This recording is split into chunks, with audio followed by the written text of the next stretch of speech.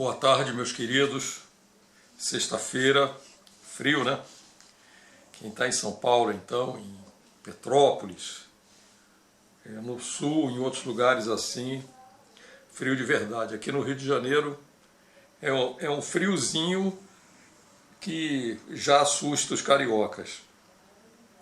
Mas eu estou gostando, eu não gosto daquele calorão aqui do Rio, não. Eu não gosto. Essa época do ano eu faço muitas coisas, com a idade que eu estou, né? Quase 70 anos, saio, ando, vou à cidade, vejo coisas, tal, etc. É muito bom, muito gostoso. Bom, continuando o nosso estudo, nós estamos em Atos dos Apóstolos, capítulo 17. Peço aos irmãos que deixem o seu like, mais para ajudar a divulgar a palavra do Senhor, né? Vamos dizer assim, não precisa deixar o like para mim. Eu não faço muita questão, não. Para ser bem exato, nem faço nenhuma. Deixar um like para o Senhor, para a palavra do Senhor, né? Para ela ir mais longe. Não deixe de deixar o seu like. Bom, muito bem. Então, Paulo está nas viagens dele, né? E agora ele está indo para Atenas, depois de sair de Bereia, meio que expulso assim, às pressas, né? Como sempre, né? E Silas e Timóteo estavam indo para lá encontrá-lo. Verso 16. Enquanto estava esperando Silas e Timóteo em Atenas, Paulo ficou revoltado ao ver a cidade tão cheia de ídolos. Por isso discutia na casa de oração com os judeus e com os não-judeus que adoravam o Senhor. E todos os dias discutia na praça pública com as pessoas que ali estavam. Quer dizer, na nossa linguagem aqui, na linguagem de hoje, botava para quebrar, né? E era uma época difícil, que nem hoje. Hoje você discutir com as pessoas sobre a palavra de Deus ali na praça pública é complicado. Discutir exatamente na praça pública com as pessoas que estavam ali. Alguns professores epicureus e alguns estoicos também discutiam com ele e perguntavam: o que é que este ignorante está querendo dizer? Olha só, epicureus. Vamos aqui, eu até acho que era um adepto de um tal de Epicure. Vamos ver rapidamente aqui, vamos chegar lá já. Essa da colheita. Só um minutinho. Parará. Epicureu, seguidor do filósofo grego Epicuro, que morreu em 270 a.C. Epicuro ensinava que o maior bem da vida é a felicidade, entendida como a libertação do sofrimento e do medo. E estoico, seguidor do filósofo grego Zenon, que morreu em 265 a.C. Zenon ensinava que o mais alto objetivo do ser humano é viver de acordo com a sua razão e praticar a virtude, que consiste em dominar as paixões e não sentir-se atraído pelo prazer e não se deixar vencer pelo sofrimento. Olha, eles não estavam longe da verdade não é? Os epicureus e os estoicos. E perguntavam, se achavam muito sábios, e diziam: o que é que este ignorante está querendo dizer? Outros respondiam: parece que está falando de deuses estrangeiros. Diziam isso porque Paulo estava anunciando a Jesus e a ressurreição. Olha, não é brincadeira. É querer explicar a luz no meio de cegos. Exatamente isso. Explicar para cegos o que é a luz. É exatamente ali, isso aí. Então eles o levaram a uma reunião num lugar chamado Areópago, que era onde as pessoas se reuniam para debater os assuntos da cidade. E disseram: gostaríamos de saber que novo ensino é esse que você traz. Algumas coisas que você está dizendo parecem esquisitas e nós gostaríamos de saber o que é isso. Bom, se interessaram. Você está interessado no Evangelho, em saber o que é isso? Exatamente. Saber uma explicação forte para o que é isso? Está aqui, para você não ficar ignorante na palavra de Deus. Fizeram isso porque todos os moradores de Atenas e os estrangeiros que viviam ali gostavam de passar o tempo contando e ouvindo as últimas novidades. Poxa, Atenas era uma cidade grande daquele tempo. Uma cidade muito grande daquele tempo, um centro cultural. Uma cidade muito grande. Na Grécia, né? Então, Paulo ficou de pé diante deles no Areópago e disse: homens de Atenas, em tudo vejo que vocês são muito religiosos, porque quando eu estava passando pela cidade, olhando os lugares onde fazem as suas reuniões religiosas, encontrei um altar, essa passagem é maravilhosa, em que está escrito: ao Deus desconhecido. Pois esse Deus que vocês adoram sem conhecer é justamente este que eu estou anunciando.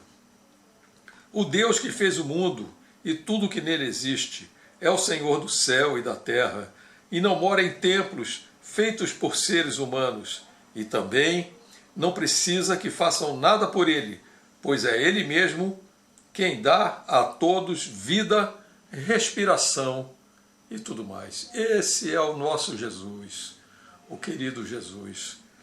Note bem, não reside em templos feitos por mãos humanas. É por isso que eu recuso algumas vezes dizer: você vai ao templo? Não, eu sou o templo, você é o templo do Espírito Santo. É em você que o Espírito Santo do Senhor Jesus quer residir. Você vai à igreja? Não, porque nós, eu e você, somos a igreja. Nós não vamos à igreja.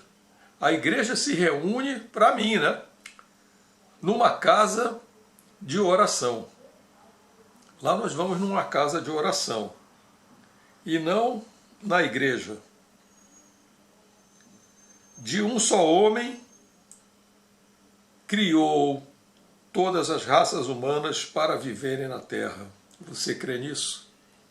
Ou você crê que o homem veio do macaco? Se o homem veio do macaco, se você crê nisso, você não crê em Deus. Foi ele mesmo quem marcou os tempos e os lugares certos onde os povos deviam morar. Fez isso para que pudessem procurá-lo e, talvez, encontrá-lo. Pois ele não está longe de cada um de nós, ele não está longe de você, não está longe de mim, não está longe de nenhum de nós. O Senhor Jesus está perto. Aqueles homens foram ali no Areópago, foram procurar algo que eles não conheciam. E Paulo diz para eles: está ali, é aquele Deus ali desconhecido que vocês não conhecem, que não pode ser visto. Esse é o Senhor Jesus. Esse é aquele que mandou o Espírito Santo, esse é aquele que ressuscitou e foi assunto aos céus, incorruptível.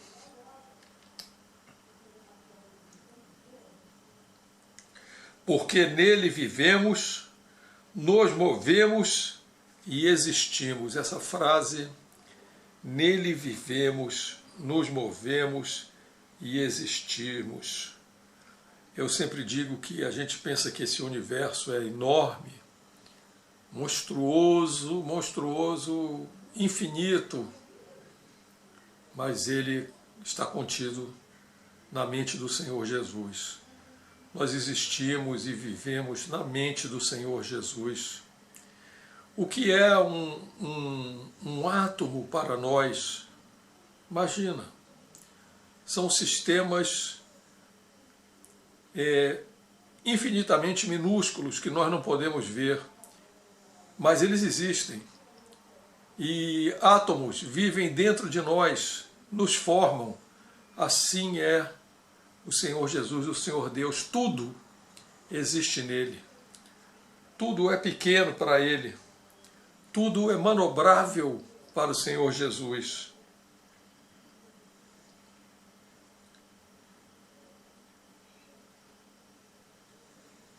É como alguns poetas de vocês também disseram: nós também somos filhos dele. Por isso, não devemos pensar que Deus é parecido com um ídolo de ouro, de prata ou de pedra, ou uma pintura, ou com que imaginam que seja a face de Jesus ou a figura de Jesus. Nada de figuras. Ele não deixou imagem.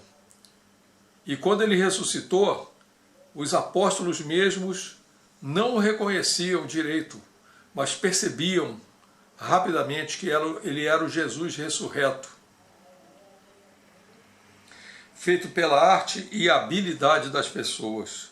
No passado, Deus não se importou com essa ignorância no passado, mas agora ele manda que todas as pessoas, em todos os lugares, se arrependam dos seus pecados. O Senhor Deus tem me mostrado nas noites, na minha mente, quando eu menos espero, os meus muitos, enormes, pequenos, mas me mostra os meus pecados do passado. E as faltas que eu cometi com algumas pessoas. Ontem mesmo, eu estava na cidade, me lembrei que tinha uma pessoa que eu posso até pensar que eu tinha motivos para agir como eu agi no passado.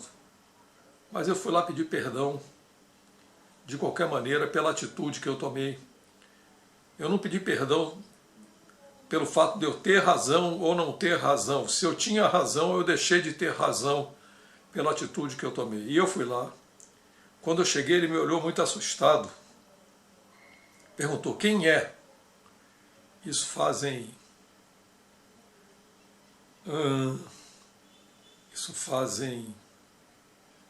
20, 30 anos. Eu falei: sou eu, Chico Doguia. Ele conviveu muito comigo, muito mesmo.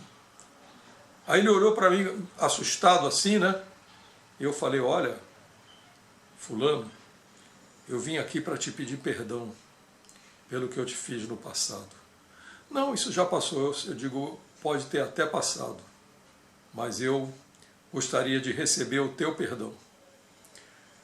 Porque a gente tem que saber perdoar, a gente sempre se coloca no lugar de quem vai perdoar. Mas a gente tem que se colocar no lugar também de quem vai receber o perdão.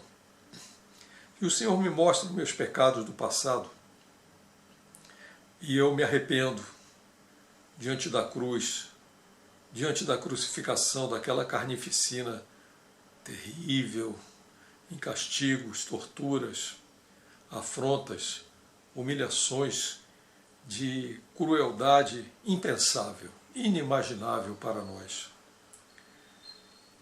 Se arrependam dos seus pecados, porque marcou o dia em que vai julgar o mundo com justiça, por meio de um homem que escolheu, e deu prova disso a todos quando ressuscitou esse homem, Cristo Jesus. Você pode realmente crer nisso e colocar isso como parte imperativa na sua vida, acima de qualquer coisa, de qualquer pessoa, de qualquer necessidade que você tenha, a necessidade de acertar logo as suas contas com o Senhor Deus por meio de Cristo Jesus, que veio para perdoar e não para julgar, mas vai voltar para julgar.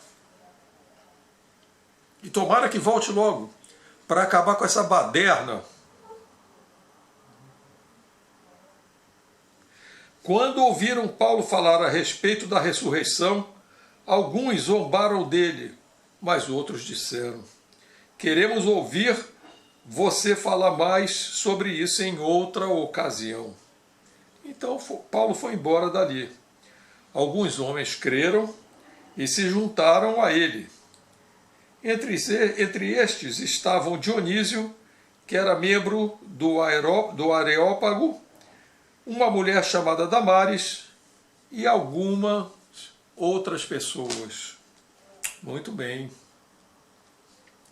Precisamos nos juntar a estes que se juntaram ao cristão Paulo de Tarso, que é o nome do meu irmão querido, que eu suplico a Deus que nós possamos nos acertar. Suplico mesmo a Deus que nós possamos nos acertar. Eu e meu irmão Paulo de Tarso, e eu e meu irmão Humberto Donger, nós possamos nos acertar. Eu estou de coração aberto, sempre, sempre e sempre. Ok, meus queridos, deixa eu marcar aqui onde é que eu parei. Parei no verso 33. Vamos começar o capítulo 18 da próxima vez. Vão faltar 10 capítulos. Meu Senhor, meu Deus, louvado seja o Pai de Jesus Cristo, Senhor amado, o Rei dos Reis, o Senhor dos Senhores, Deus eterno, todo-poderoso, Criador de tudo que existe em cima no céu e embaixo na terra, nosso Pai Celestial, aquele que provê tudo o que precisamos para vivermos. Meu Pai, meu Senhor, pelo nome de nosso Senhor Jesus Cristo, teu Filho amado, o Cordeiro de Deus, nosso Salvador, nosso Redentor, fiel e verdadeiro, que se entregou àquela morte terrível na cruz e nos trouxe o perdão para os nossos pecados, nos trouxe a reconciliação com o Pai, a nossa redenção. Nos trouxe, Senhor, a cura para as nossas enfermidades no nosso corpo e na nossa alma, e que ressuscitou ao terceiro dia com seu corpo incorruptível, nos trazendo a ressurreição da carne e a vida eterna, que seja eternamente glorificado e vitorioso pelo poder do Espírito Santo. Amém. Amém e amém.